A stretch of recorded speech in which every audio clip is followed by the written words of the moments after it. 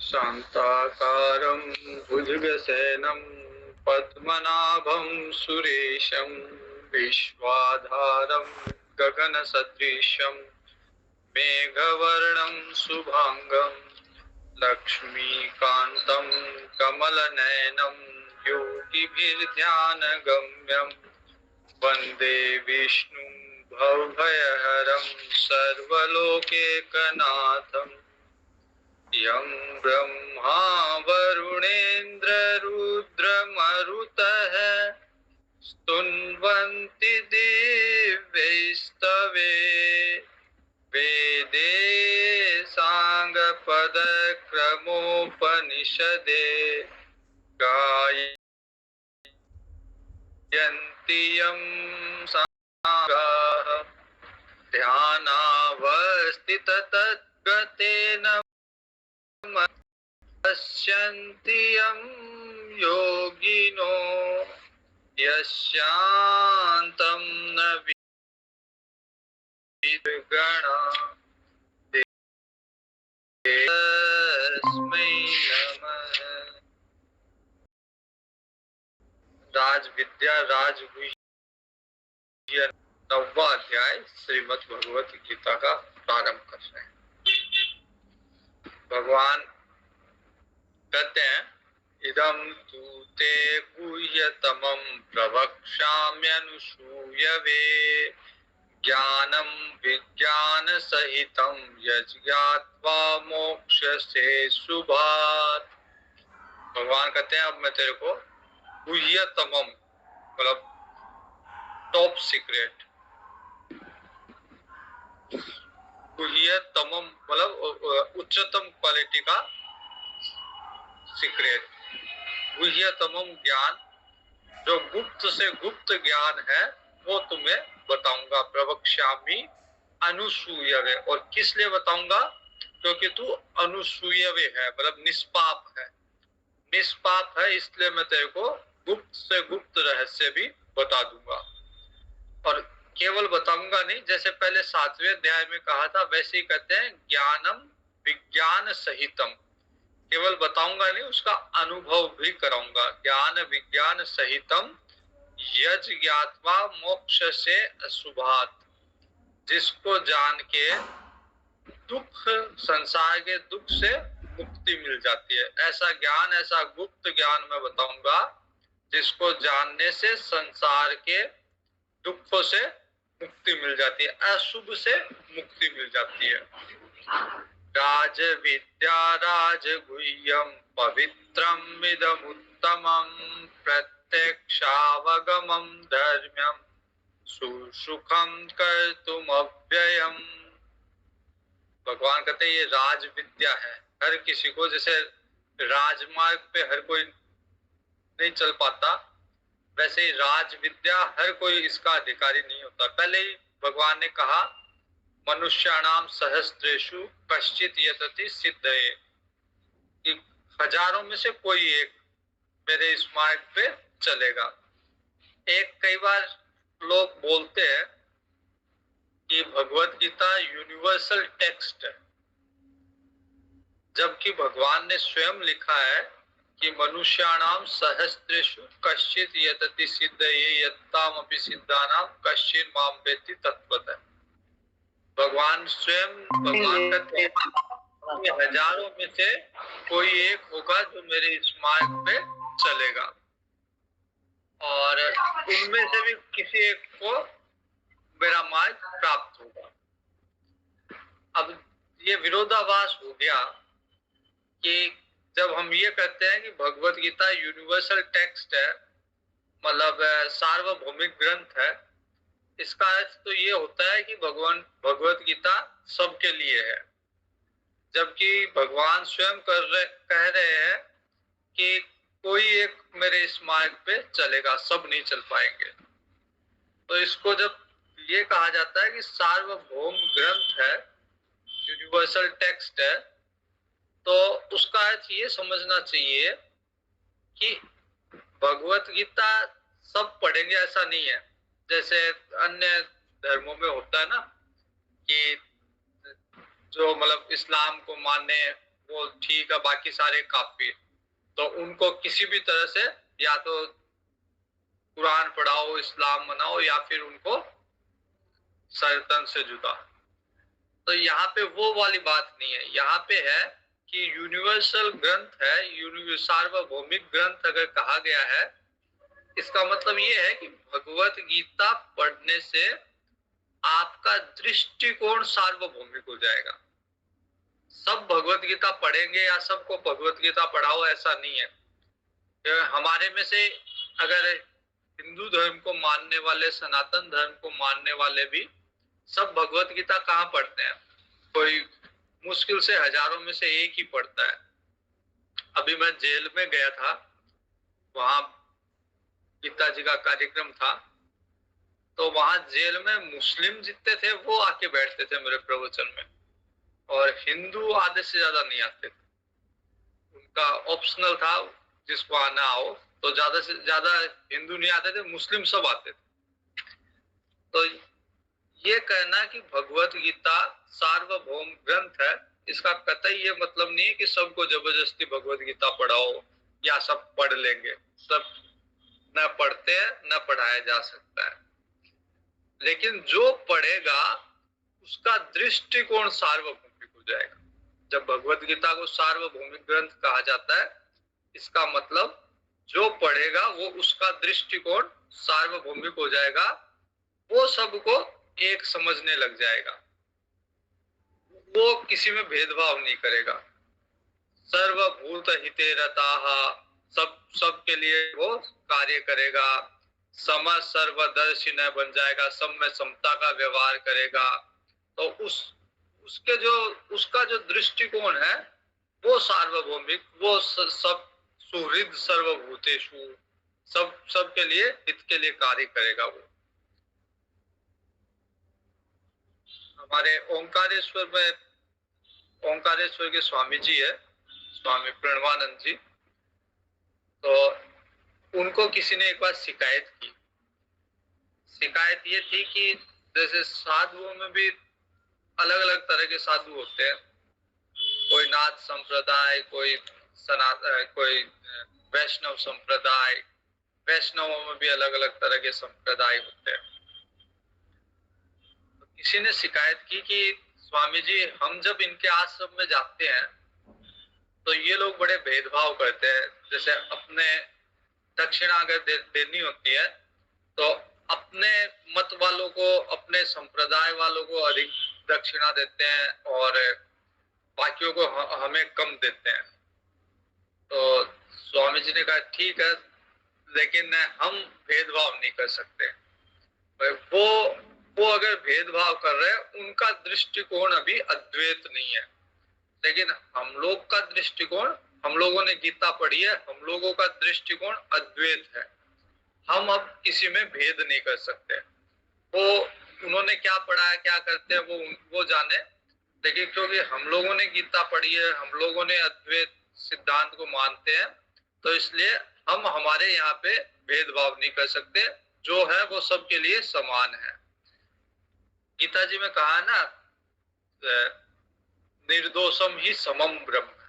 ब्रह्म की इतनी परिभाषा है, भगवान की कोई लंबी चौड़ी परिभाषा नहीं है, इतनी है कि निर्दोष बनो और सम बनो, समता का व्यवहार करो, निर्दोष अपने काम, क्रोध, मद, लोभ इन पे विजय प्राप्त करो, और सब में समान व्यवहार करो सबको। क्योंकि जब समान व्यवहार करोगे तभी वासुदेव सर्वम, सब में भगवान के दर्शन तभी कर पाओगे। अगर भेदभाव रखोगे, भेदभाव किस लिए होता है?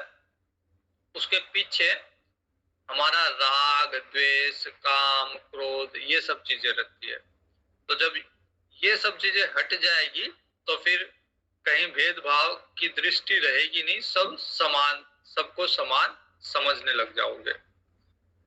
तो भगवान कहते हैं, इदम तु ते गुह्यतमं प्रवक्ष्यामनुसूयवे ज्ञानम विज्ञान सहितम यज ज्ञात्वा मोक्षसे शुभात्। कि अब मैं तेरे को गुप्त से गुप्त ज्ञान बताऊंगा, जो जिसको जानने के बाद में संसार के दुखों से मुक्ति मिल जाएगी।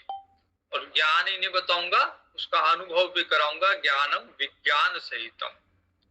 और इसलिए बताऊंगा क्योंकि तू निष्पापी है, अनुसूय अनुसूयवे है, तेरे में कोई पाप नहीं है।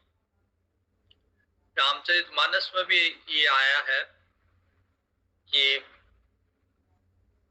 यदि कोई योग्य अधिकारी मिल जाए, कोई निष्पाप व्यक्ति मिल जाए, तो वक्ता कुछ भी गुप्त से गुप्त रहस्य को भी प्रकट कर देता है, कुछ भी छिपाता नहीं है। तो भगवान यहाँ पे कहते हैं कि मैं कुछ नहीं छिपाऊंगा क्योंकि तू निष्पाप है। राज विद्या राज गुह्यम पवित्रम इदम उत्तमम प्रत्यक्षावगमम धर्म्यम सुसुखम कर्तुम अव्ययम। तो ये जो विज्ञान सहित ज्ञान मैं बताऊंगा, ये सब विद्याओं का राजा है। मतलब सारी विद्याओं से इसको जान लिया तो सब विद्या जान ली। सब गोपनीयों का राजा है, सबसे गुप्त है। गुप्त का मतलब ऐसा नहीं है कि जैसे कई लोग गुप्त का मतलब ये समझते हैं कि कई जगह ऐसा वर्णन भी आता है कि केवल ब्राह्मणों को ही पढ़ाया जाए, औरों के लिए ये गुप्त है, और कोई वर्ण का व्यक्ति से ना पढ़े। ये मतलब नहीं है गुप्त का। गुप्त का मतलब ये है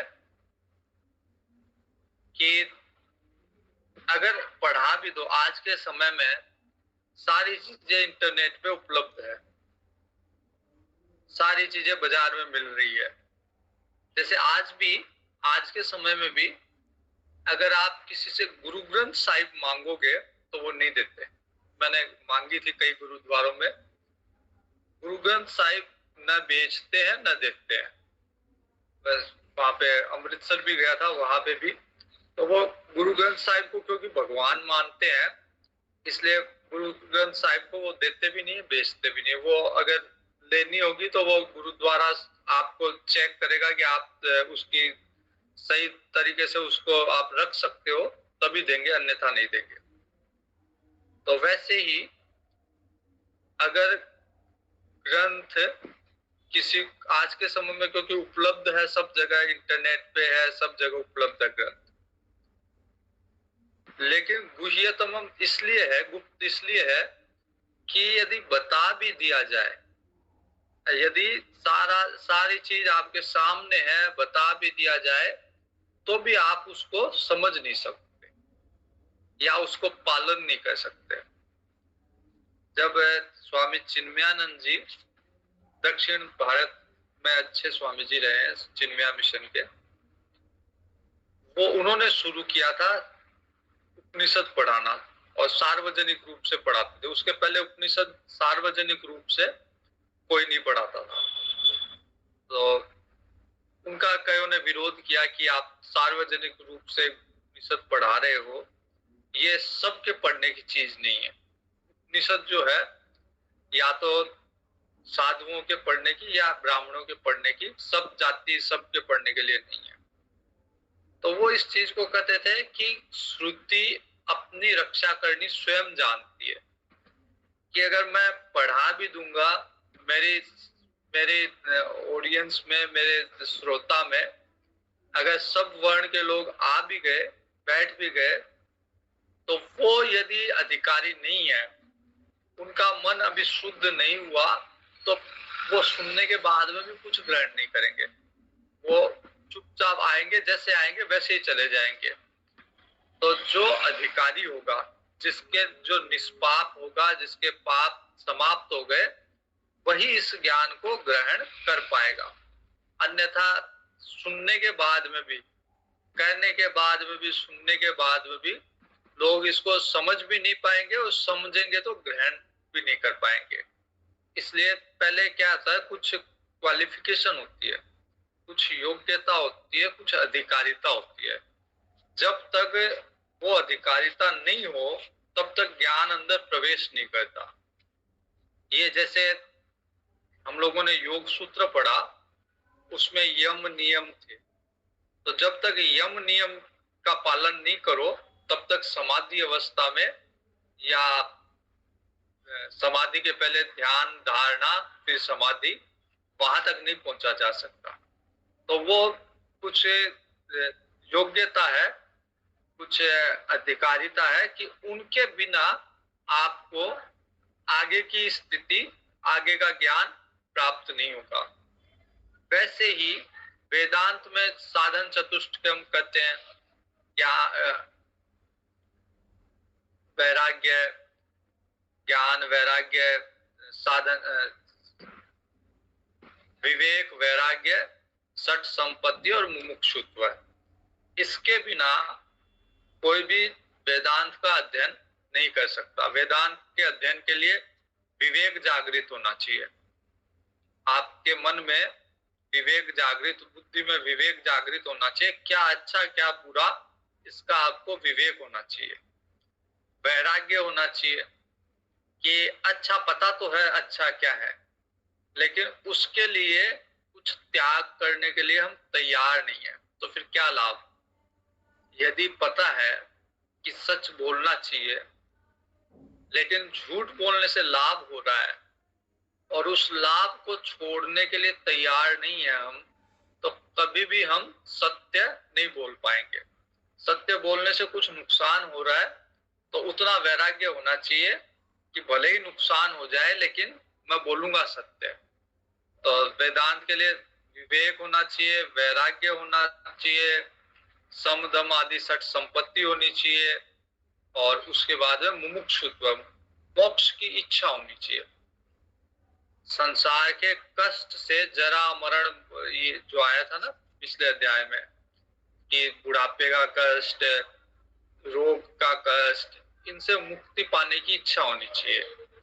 संसार में तरह तरह के, किसी ईर्ष्या का कष्ट, कोई कुछ कर रहा है उससे ईर्ष्या हो रही है, उससे जल रहा है, घूम रहा है, जलन हो रही है, तो ये सारे जो कष्ट है संसार के, इनसे मुक्त होने की इच्छा होनी चाहिए, मोक्ष की इच्छा होनी चाहिए, मुमुक्षुत्व होना चाहिए। तो इसलिए राज विद्या है कि यदि बता भी दिया जाए तो भी उसको ग्रहण नहीं कर पाएंगे जब तक कि वैसी योग्यता नहीं हो। तो पहले तो ऐसा भी होता था कि जब तक योग्यता नहीं होती बताया नहीं जाता, इसीलिए आश्रम में कितने साल रहो, लेकिन गुरु ज्ञान योग्यता देख के देता था। आजकल तो स्कूल में सिलेबस सिस्टम है, आपको एक समय में पूरा सिलेबस करवाना होता है। पहले ऐसा नहीं होता था। पहले गुरु के पास चाहिए 10 साल रह लो, कुछ नहीं बोलता था जब तक कि आपकी योग्यता ना हो जाए। और कई गुरुकुल में तो ऐसा नियम होता था कि साल 2 साल तो गुरु मिलता ही नहीं था। गुरु जैसे जो मुख्य आचार्य है वो मिलते ही नहीं थे। आप पहले वहां पे साल 2 साल आश्रम की सेवा करो, आश्रम में रहना सीखो, आश्रम के नियम पालन करो। तो जब तक साल 2 साल आप आश्रम में रह लोगे, उसके बाद में फिर आपकी पढ़ाई प्रारंभ होगी। एक कथा आती है कि एक बार ब्रह्मा जी ने एक आज की भाषा में कहें तो एक ऐड दिया कि मैं अब से वेदांत पढ़ाऊंगा और ऐसी विद्या पढ़ाऊंगा जिसको जानने के बाद में व्यक्ति अमर हो जाए। तो इसको देख के देवता और दानव दोनों गए। देवताओं ने अपनी तरफ से इंद्र को भेजा कि ऐसी विद्या प्राप्त करके आओ जिसको जानने से अमर हो जाए। राक्षसों के राजा उस टाइम थे विलोचन। विलोचन प्रहलाद जी के पुत्र, बलि के पिता और प्रहलाद जी के पुत्र। तो विलोचन, राक्षसों की तरफ से विलोचन गए और देवताओं की तरफ से इंद्र गए। देवताओं को भी इच्छा होती है अमर होने की और राक्षसों को भी होती है। तो 12 साल तक तो ब्रह्मा जी ने उनसे कोई बात ही नहीं की। 12 साल तक आश्रम में उनको रखा अपने ब्रह्मलोक में। फिर 12 साल के बाद में उनको कहा कि अमर आत्मा को जानने से होता है और एक पानी में उनको दिखाया कि ये आत्मा है। तो विलोचन भी आ गया, इंद्र भी आ गया, वापिस आ गए। विलोचन बड़ा प्रसन्न हुआ कि मैं तो जान गया कि आत्मा क्या है, और इसको जानने से अब अमर हो गए। तो उसने जो पानी में देखा विलोचन ने, वो अपना शरीर देखा। तो उसने राक्षसों को आके कहा कि ये शरीर ही आत्मा है। तो सारे के सारे राक्षस अब इस शरीर की सेवा में लग गए, इसकी तृप्ति के लिए, इसके भोग के लिए, इस शरीर को पुष्ट करने के लिए, इसको तरह तरह के भोग उपलब्ध कराने के लिए। राक्षस वृत्ति वही होती है कि केवल अपने शरीर पे ध्यान देना, यही राक्षस वृत्ति है। शरीर के भोग के लिए किसी का भी अनिष्ट कर दो, किसी की भी हिंसा कर दो, हत्या कर दो, ये सब राक्षस वृत्ति है। आपका शरीर रहना चाहिए, बाकी दूसरे का आपको देखने की जरूरत नहीं। तो विलोचन ने तो ऐसा ही समझा कि राक्षस की आत्मा जो है वो शरीर है।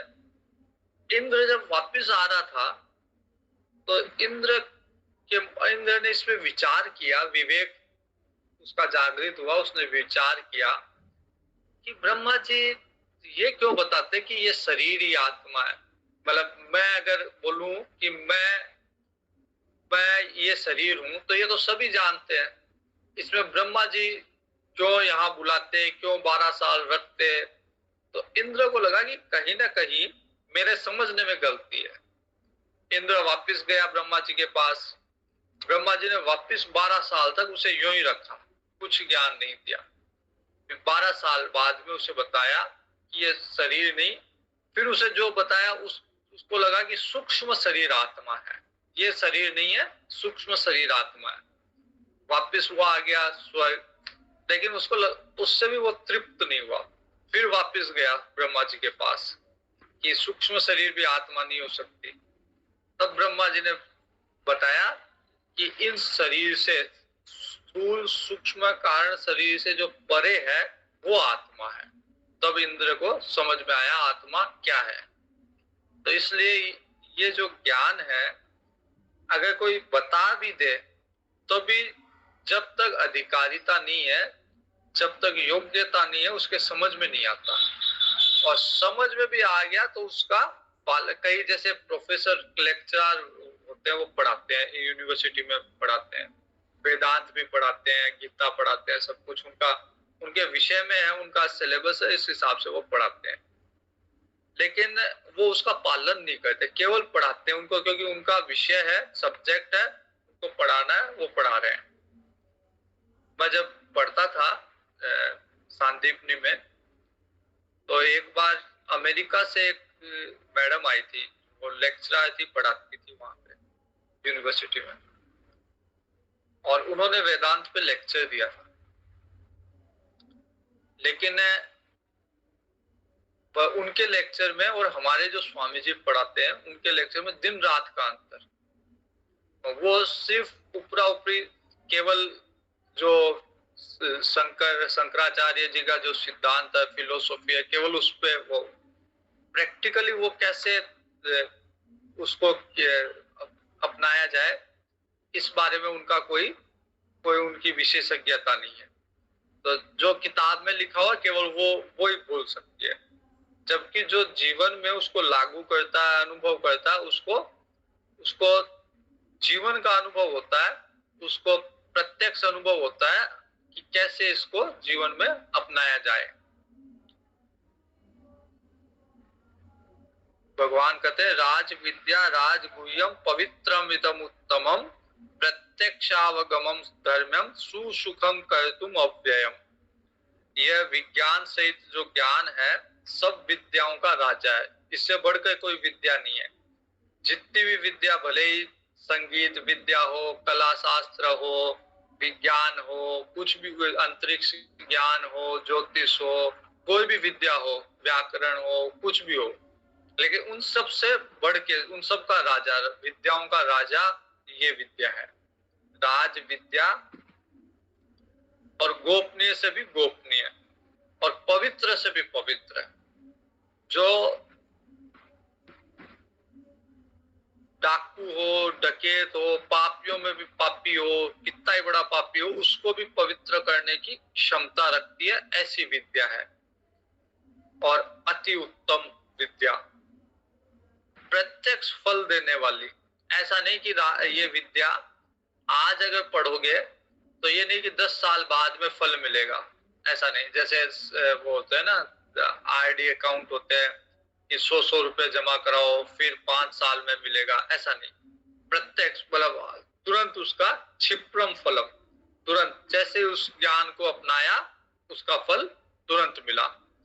जैसे अज्ञान में बहुत काल तक रहे, कईयों को ऐसा संदेह होता है कि हम तो जीवन भर अज्ञान में रहे, जन्म जन्मांतर अज्ञान में रहे, अब हमें ज्ञान कैसे मिलेगा, ज्ञान मिलेगा तो बहुत समय लगेगा।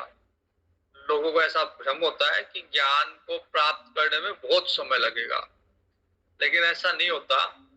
जैसे एक गुफा है, अंधेरे में है, अंधेरा हजारों साल से है, लेकिन उसमें प्रकाश करने में ऐसा नहीं है कि फिर हजारों साल लगेंगे। एक दीपक, जब दीपक जलाया उसी समय प्रकाश हो गया। ऐसा नहीं कि 1000 साल अंधेरे में रहे तो 1000 साल ही ज्ञान प्रकाश करने में लगेंगे, तुरंत हो जाएगा। जब जब आप दीपक जलाओगे उसी समय प्रकाश हो जाएगा। तो इस विद्या को भी जैसे ही ग्रहण करोगे इसका प्रभाव तुरंत होगा। ऐसा नहीं है कि फिर अज्ञान में इतने साल रहे तो ज्ञान में भी, ज्ञान को प्राप्त करने में भी इतने साल लगेंगे, नहीं, तुरंत हो जाएगा। जितने भी पुराने कलुष है, पुराने जितने भी पाप है, वो सारे जल के भस्म हो जाएंगे। जैसे कचरा, अगर कितने साल का कचरा आप इकट्ठा करो, लेकिन उसको भस्म करने के लिए जैसे ही उसको आपने आग दिखाई तुरंत भस्म हो जाएगा। ऐसा नहीं कि 1000 साल का इकट्ठा हुआ है तो 1000 साल लगेंगे भस्म होने में, नहीं। आपने उसमें थोड़ा सा ज्वलनशील पदार्थ डाला, पेट्रोल डीजल जो भी डाला, और उसको आग लगाते ही पूरा का पूरा एक ही बार में एक ही साथ भस्म हो जाएगा। तो इस विद्या से पुराने जितने भी पाप है, पुराना जितना भी अज्ञान है, वो सारा का सारा क्षिप्रम तुरंत नष्ट हो जाएगा। प्रत्यक्षावगमम धर्म्यम सुसुखम कर्तुम अव्ययम, और साधन करने में बड़ा सुगम है, अविनाशी है। ऐसा नहीं कि बहुत कष्ट, जैसे पहाड़ पे चढ़ना हो, बहुत बड़ा तपस्या करना हो, बहुत बड़ा यज्ञ करना हो, उसके लिए बहुत सारी सामग्री जुटानी हो, तो ऐसा दुर्लभ कुछ नहीं है। एक बार बस समझ में आ जाए, विवेक जागृत हो जाए, तो बड़ा सुगम है, बड़ा सरल है, बड़ा आसान है। तो करने में सरल है, प्रभाव तुरंत मिलेगा, और सारी विद्याओं का राजा है, सबसे अधिक पवित्र करने वाला ज्ञान है, सबसे उत्तम ज्ञान है, और अविनाशी ज्ञान है। अश्रद्धधाना पुरुषा धर्मस्यास्य परन्तप अप्राप्य मां निवर्तन्ते मृत्यु संसार वर्त्मनि। लेकिन जिसके श्रद्धा नहीं है उसको ये ज्ञान नहीं मिलेगा। जैसे मैंने कहा था ना कि स्वामी जी ने कहा कि उपनिषद में आके मेरी क्लास में बैठते हैं, लेकिन इनमें अगर श्रद्धा नहीं होगी, योग्यता नहीं होगी, तो बैठ भी जाएंगे तो इनको कुछ मिलेगा नहीं। एक बार किसी ने मेरे को कहा था कि मेरे को गीता जी सीखनी है, भगवत गीता सीखनी है। तो मैंने कहा ठीक है, 3-4 किलोमीटर कोई सिखाता है, मैंने कहा कि वहां जाओ, आप वहां सिखा देंगे। उसने कहा कि नहीं, 3-4 किलोमीटर तो नहीं जा पाऊंगा, कोई मेरे आसपास, घर के आसपास होगा तो मैं सीख लूंगा। तो मैंने कहा क्यों 3-4 किलोमीटर क्यों नहीं जाओ रहे, आपके पास समय नहीं? बोले नहीं, समय तो है, संडे को मैं फ्री रहता हूँ। मैंने कहा साधन नहीं है? बोला हाँ साधन भी है, मैं फिर क्यों नहीं जा रहे? बोला नहीं, इतनी दूर जाने का तो मन नहीं है। तो जब श्रद्धा नहीं है, अगर आप इतना त्याग नहीं कर सकते कि इतनी दूर जाना है, आना है, तो फिर भले ही कोई आपके घर में आके आपको सिखाए, वो असर नहीं करेगा। क्योंकि जब श्रद्धा होगी तभी, जैसे कई लोग बोलते हैं, मेरे को भी कई जने मिलते हैं, अभी थोड़े दिन पहले एक नवरात्रि प्रारंभ होने के पहले एक व्यक्ति मिले और वो कहते हैं कि मेरे को रामायण पढ़नी है, नवरात्रा में रामचरितमानस पढ़नी है। मैंने कहा पढ़ो, अच्छी बात है।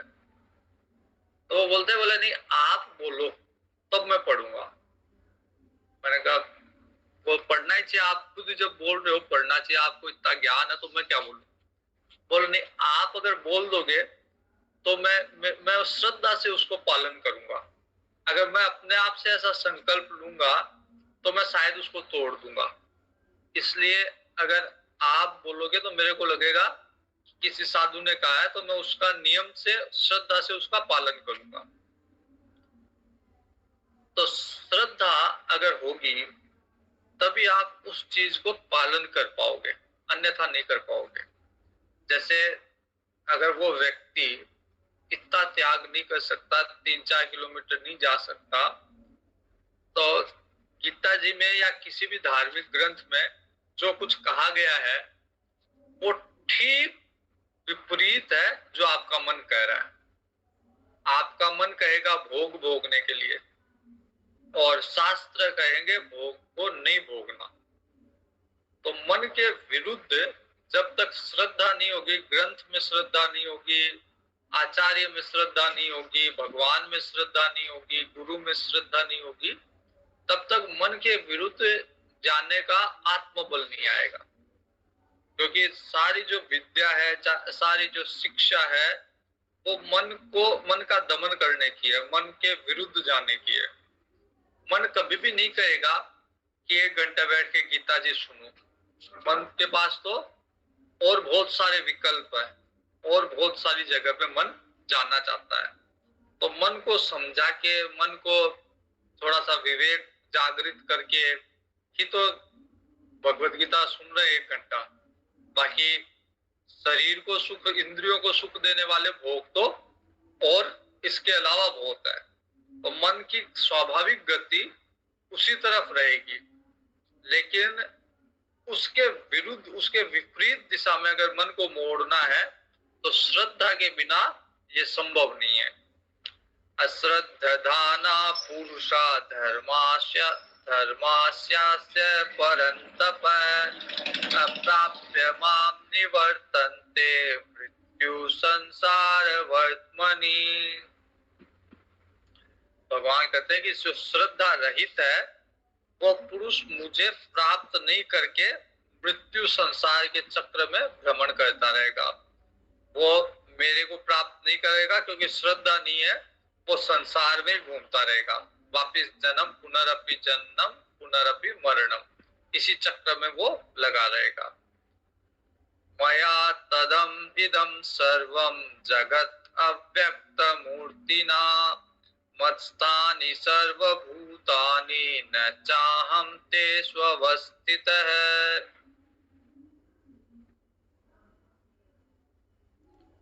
तो ये सारा जगत जो है वो मेरे में ही स्थित है। भगवान करें सारा जगत जो है मुझ निराकार परमात्मा में ही स्थित है।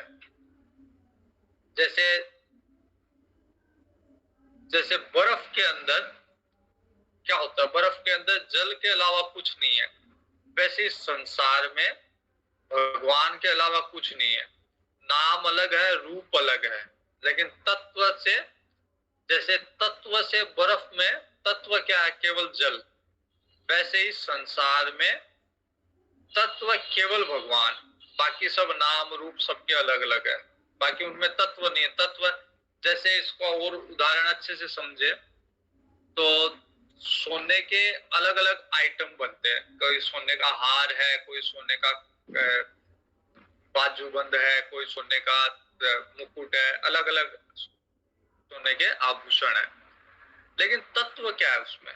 तत्व केवल सोना, केवल स्वर्ण है, बाकी और कुछ नहीं है उसमें। अगर सुनार के पास ले जाओ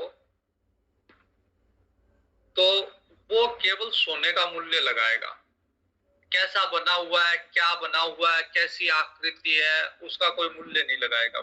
केवल सोने का मूल्य है। हमारी दृष्टि में भेद हो सकता है, जैसे कई कई चीजों से भावनात्मक जुड़ाव हो सकता है हमारा।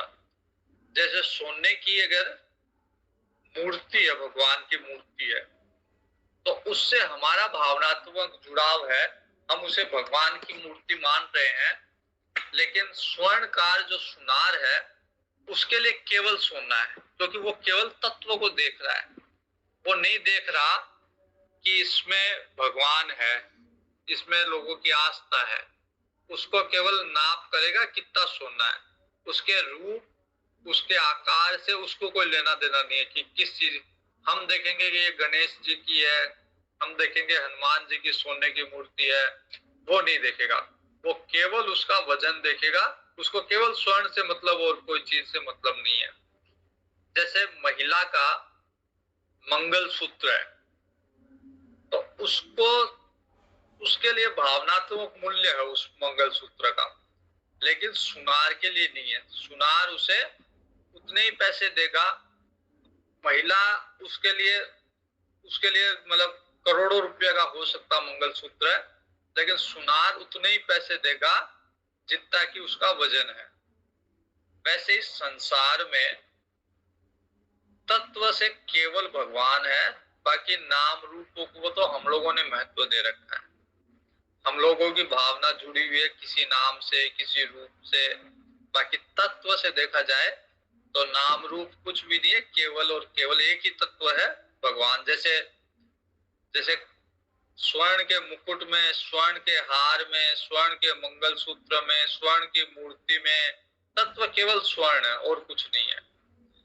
और भी इसको अगर ढंग से समझा जाए तो पानी में बुदबुदा या समुद्र में लहर, उसमें अगर पानी में बुदबुदा या समुद्र में लहर देखी जाए तो उसमें क्या है? लहर, नाम पता है हमें लहर है, दिख रही है, रूप भी उसका है, लहर है, रूप भी है, नाम भी है, लेकिन वास्तव में कोई लहर नाम की चीज है ही नहीं। क्योंकि जब लहर है, उससे पहले क्या थी? उससे पहले पानी थी, जल जल ही था, और उसके बाद में भी जल ही बन जाएगा वो। और जिस समय लहर है, जिस समय बुदबुदा है, उस समय भी जल ही है। हमारा भ्रम है कि वो लहर है, या हमारा भ्रम है कि वो बुदबुदा है वो जल ही। जल ने एक रूप ले लिया, एक उसका नाम दे दिया हमने, और हम उसको अलग चीज समझने लग गए। लेकिन तत्व से उस समय में भी वो जल ही है, जल के अलावा कुछ नहीं है। वैसे ही संसार एक बुदबुदा है, संसार एक लहर है। तो अपने काल में संसार का एक नाम रूप दिखता है, लेकिन वास्तव में जब ये नाम रूप नहीं था, उसके पहले पानी था, तो उसके पहले, वैसे उसके पहले भगवान ही था। भगवान से संसार बना, और जिस समय बना उस समय में भी कुछ है नहीं, मिथ्या है, लेकिन हम लोगों ने उसको सत्य मान लिया।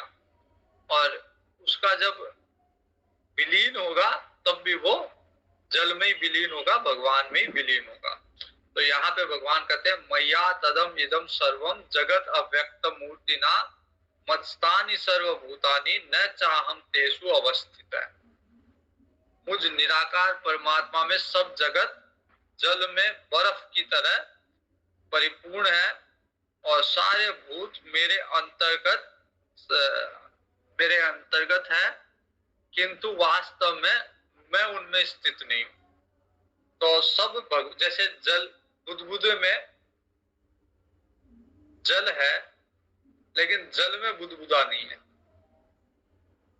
जितने भी समुद्र है, समुद्र के अंदर लहर है, तो लहर के अंदर जल है, लेकिन सारा जल लहर है, ऐसा नहीं है। तो भगवान कहते हैं कि सारा संसार मेरे में है, लेकिन मैं सारा संसार नहीं हूं। अर्थात भगवान, ये पूरा प्रपंच जो है वो भगवान के एक अंश में है। बाकी भगवान का जो अधिकतर हिस्सा है वो अभी भी निष्प्रपंच है, अमृतमय है अभी भी।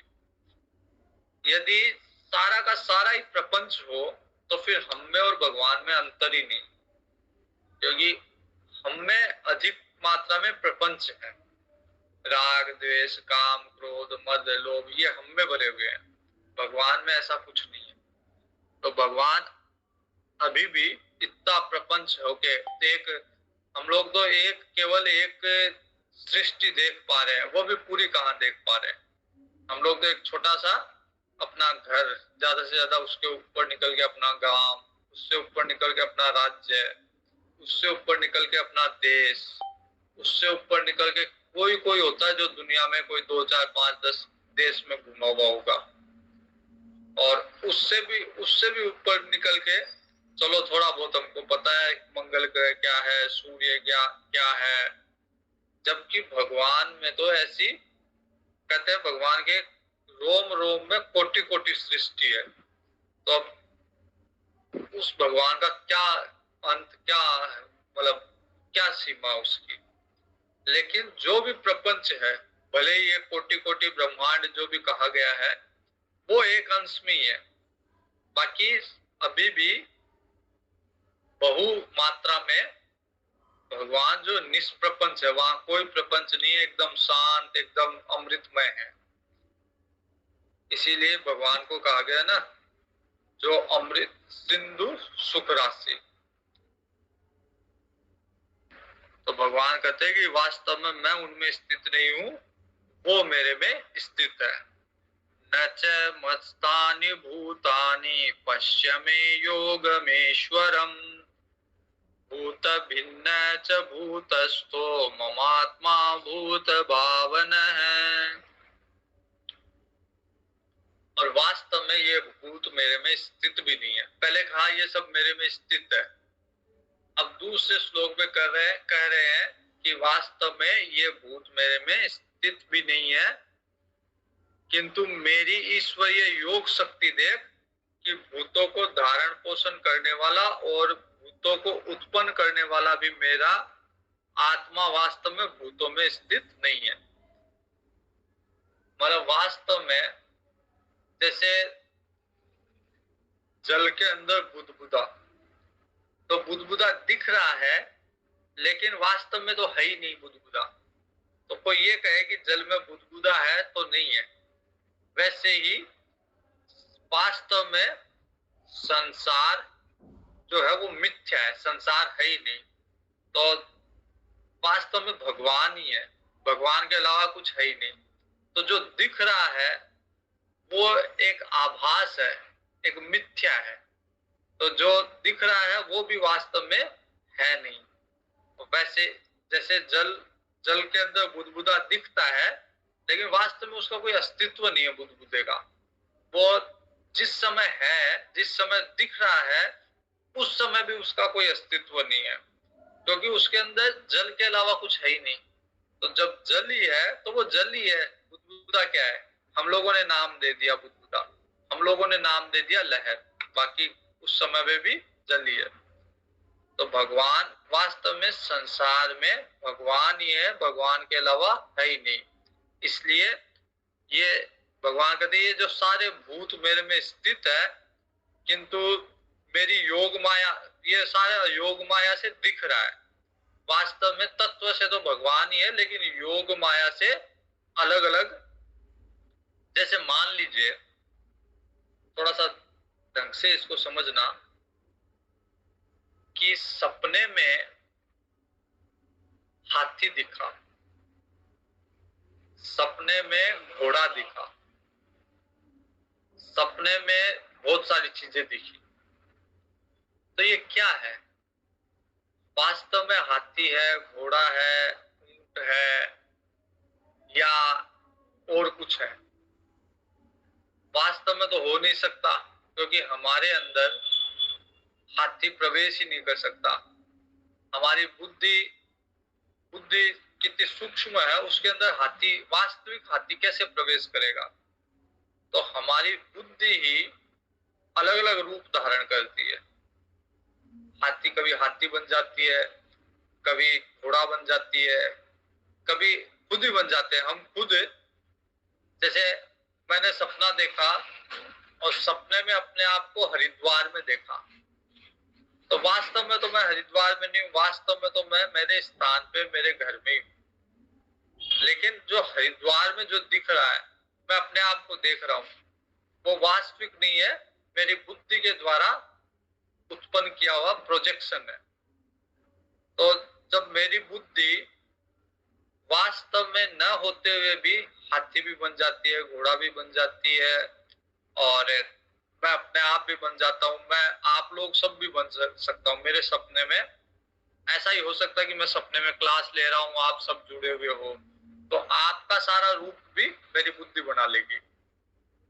और वास्तव में जब बुद्धि सारे रूप बना रही है, सब व्यवहार भी कर रही है सबसे, लेकिन उस समय भी वास्तव में आप लोग नहीं हो, या हाथी घोड़ा नहीं है, उनका कोई अस्तित्व नहीं है। वैसे ही संसार में सब कुछ दिख रहा है, सब कुछ चल रहा है, लेकिन वास्तव में वास्तविकता नहीं है। वास्तविकता यही है कि जैसे बुद्धि का एक प्रोजेक्शन है, एक निरूपण है, वैसे ही संसार भगवान की माया का एक निरूपण है। माया के द्वारा ही संसार दिख रहा है। अगर माया समाप्त तो संसार समाप्त, फिर संसार नहीं दिखेगा। तो भगवान कहते हैं कि ये सब मेरी माया से योगेश्वर्य मेरी माया से दिख रहा है। वास्तव में सब भूत मेरे में है ही नहीं, मैं शुद्ध रूप से शुद्ध बुद्ध मुक्त हूँ वास्तव में। यथाकाश स्थितो नित्यम वायु सर्वत्र गो महान तथा सर्वाणि भूतानि मत्स्थानि इत्युपधारय।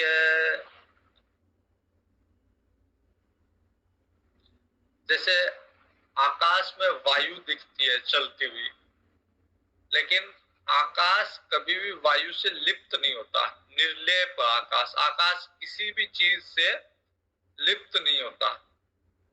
वैसे ही भगवान कहते हैं कि मैं भी किसी चीज से लिप्त नहीं होता, मेरे अंदर दिखता है सारा संसार चल रहा है, लेकिन मैं उस संसार में लिप्त नहीं हूं। मेरे संकल्प के द्वारा सारा संसार बना है, लेकिन कोई भी मेरे को छू नहीं पाता, कोई भी भूत कहीं भी मैं उनसे लिप्त नहीं हूं, कोई भी मेरे को स्पर्श नहीं कर पाता। सर्वभूतानि कौन्तेय प्रकृतिं यान्ति मामिकां कल्पक्षये पुनस्तानि कल्पादो विसृजाम्यहम्। तो जैसे स्वप्न होता है, तो स्वप्न प्रारंभ होता है तो बहुत सारी चीजें उत्पन्न होती है, हाथी घोड़ा और बहुत सारी चीजें वस्तुएं उत्पन्न होती है, और स्वप्न पूरे होते ही उनका विसर्जन हो जाता है, फिर वो चीजें गायब हो जाती है।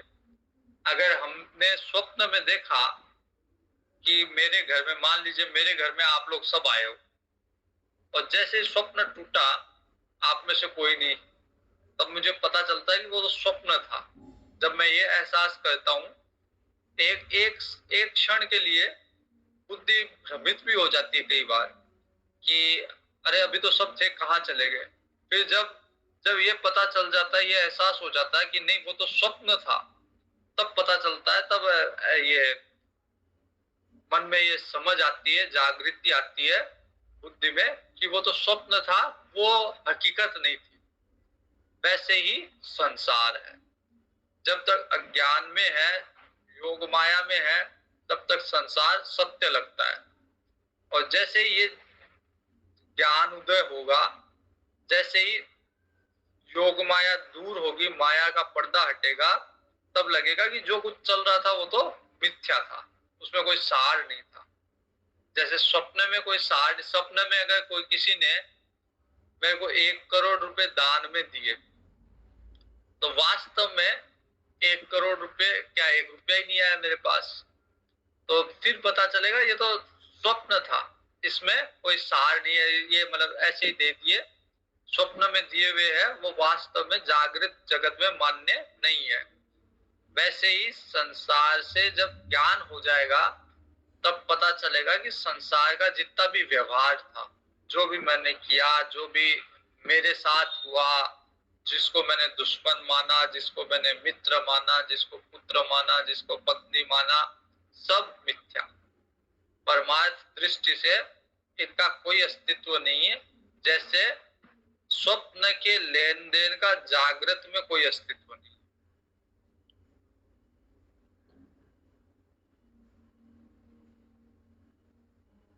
तो कल्प के अंत में सब भूत मेरे में लीन हो जाते हैं, जैसे हाथी घोड़े स्वप्न के सारे कहाँ गए, सारे बुद्धि में लीन हो गए। हमारी जो बुद्धि कल्पना कर रही थी उसी में सब लीन हो गए।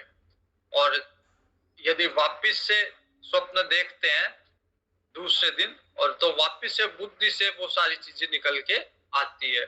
अलग चीजें आ सकती है, अलग नाम रूप से आ सकती है, लेकिन बुद्धि से प्रकट होती है।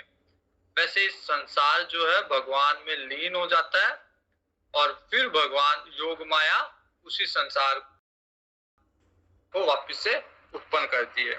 कल्प में सारा सार उत्पन्न होता है, और कल्प के अंत में सारा संसार वापिस भगवान में लीन हो जाता है। जैसे स्वप्न के प्रारंभ में सारी सृष्टि हम बना लेते हैं, और जैसे स्वप्न पूरा होता है वो सारी सृष्टि अपने आप विलीन हो जाती है। आज यही रखते हैं, आगे का कल देखते हैं। ओम नमः पूर्णमिदं पूर्णात् पूर्णमुदच्यते पूर्णस्य पूर्णमादाय पूर्णमेवावशिष्यते। ओम शांति शांति शांति।